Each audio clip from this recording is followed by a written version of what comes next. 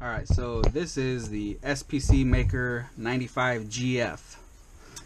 Now I'm not sure how old this one is, but it does seem that it's a little bit older because I did see another one. I think it was a 90mm one from SPC Maker, and it had a F4 and a 28 amp 4-in-1. I think it might have been the HGLRC stack. I'm not 100% sure. I'd have to look it up, but this has the F3 and a 10 amp 4-in-1.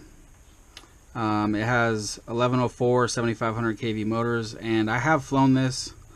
It flies pretty good, and it has pretty damn good power for with a 3-cell on it.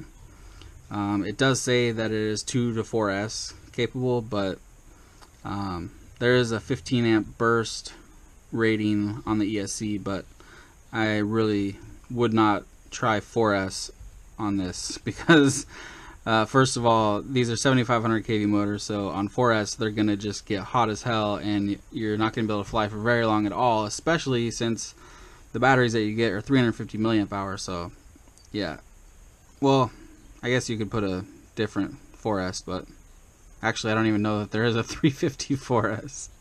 You probably have to use a 450 4S, and it would just be heavy and make the motors hot and everything, you know.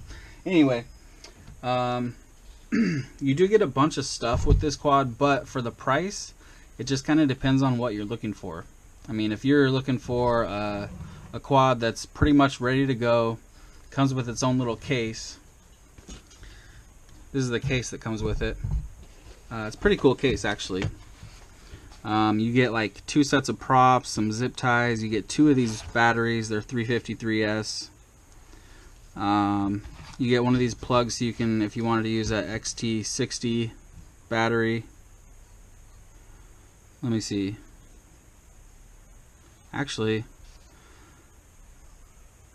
I guess if you wanted to use a XT60 connector on another quad or something, I don't know why they would give you this. I mean, this would be, you know, to plug in an XT30 battery and then plug this into a quad that has an XT60 on it. I don't know. It's kind of weird, but you know, they give it to you. I wonder if they include that in the price, because like I said, the price is $180, okay? And you do get this nice case. You do get 2 batteries, 2 sets of props, and the quad. You know, if they got rid of, I mean, I'm wondering how much this stuff's worth. The 2 batteries, what, like $15 or something? Plus the case, like 15 maybe, or 10, 25, 30 bucks, 40 bucks with the props. That would make the quad 140 bucks. That seems more like it, because this is, you know, a cheaper brand. So yeah, you're paying a little bit extra for all the extra stuff, and it just depends on if you want the stuff or not, you know. But anyway,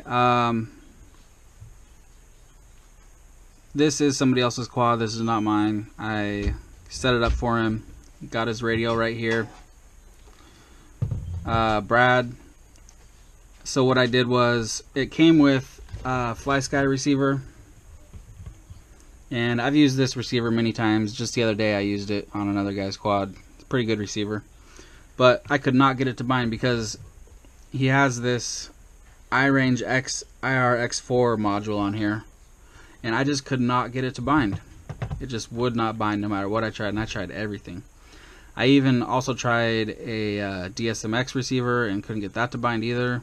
So I said, screw the module, I'm just going to use the one inside the radio. And I threw a RXSR in here. So here it is in the back, right here. You can see it right there. I'm touching it right now. So that's the bind button. It does have heat shrink over it, so it's not going to click. So just be careful with pushing on it and stuff. You don't want to break the button, but it's already bound up to your radio, so you don't need to bind it anyway.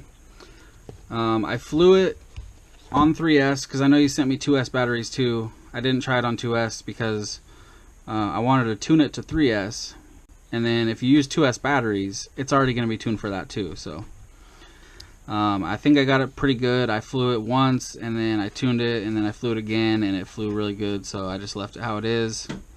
and I will throw up a little bit of DVR from that. The camera, it looks good, I guess. I mean, I'm not a fan of Runcam, but and I don't know about this VTX either. Let me see what the deal is with that. It is a 25 to 200 milliwatt 48 channel, and I'm not sure what I had it on. It might have been set on 200 milliwatts because it was a pretty good video when I was flying. I did do a different splash screen for you, and you were right, this doesn't really fit in here, but if you just set it in one side goes down, the other side just kind of sits like this, but you can still close it just fine, just like that, and it's not crushing nothing. So yeah. Alright, let me turn on your radio. So here's your splash screen. Welcome to OpenTX. Bo-rad. Switch warning. And you do have your telemetry on here too. It'll show your RSSI when it's plugged in.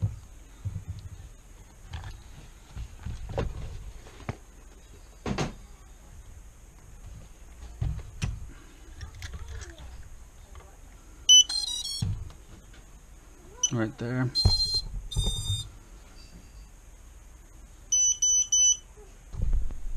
So this is your flight modes, and all the way up is angle, middle is horizon, all the way down is air mode, and then this back switch is arm. So I'll arm it.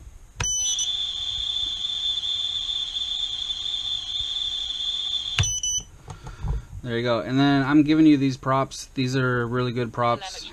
They're Dow Cyclones 2035s, I believe. Let me see. So hard to read this tiny shit. I can't even read it. It's so tiny. Yeah, 2035. And I love these props, so I'll give them to you. And because I did crash in the video, it did bend like one or two of your props, but I bent them right back and they're completely fine. They still even look brand new, so it's all good there. And you can't even tell on the quad that I crashed it, so crashed it in some grass. So yeah, it's pretty fast. I was pretty impressed with it for a little 2-inch. I'm not a huge fan of 2-inch, but this thing's so tiny. I like it when the 2-inch ones are tiny, you know.